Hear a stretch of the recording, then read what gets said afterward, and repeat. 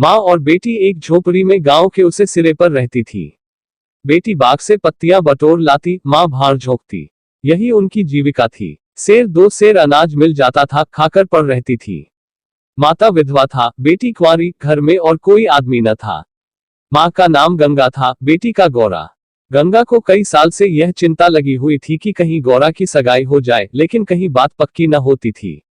अपने पति के मर जाने के बाद गंगा ने कोई दूसरा घर न किया था, न कोई दूसरा धंधा ही करती थी। इससे लोगों को संदेह हो गया था कि आखिर इसका गुजर कैसे होता है। और लोग तो छाती फाड़ फाड़ कर काम करते हैं, फिर भी पेट भर अन्न मयस्सर नहीं होता।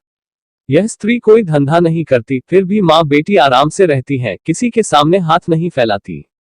इसमें कुछ न कुछ रहस्य अवश्य है। धीरे धीरे यह संदेह और भी दृढ़ हो गया और अब तक जीवित था।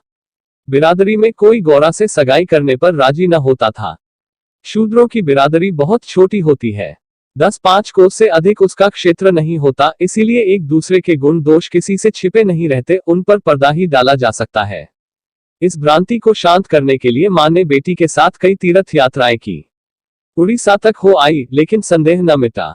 गौरा युवती थी, सुंदरी थी, पर उसे किसी ने कुएं पर या खेतों में हंसते बोलते नहीं देखा। उसकी निगाह कभी ऊपर उठती ही न थी। लेकिन ये बातें भी संदेह को और पुष्ट करती थी। अवश्य कोई न कोई रहस्य है। कोई युवती इतनी सती नहीं हो सकती। कुछ गुपचुप की बात अवश्य है। यूं ही दिन गुजरते जाते थे। बुढ़िया दिनों दिन चिंता से घुल रही थी। उधर सुंदरी की मुख छवि दिनों दिन निहरती जाती थी। कली खिलकर फूल हो रही थी।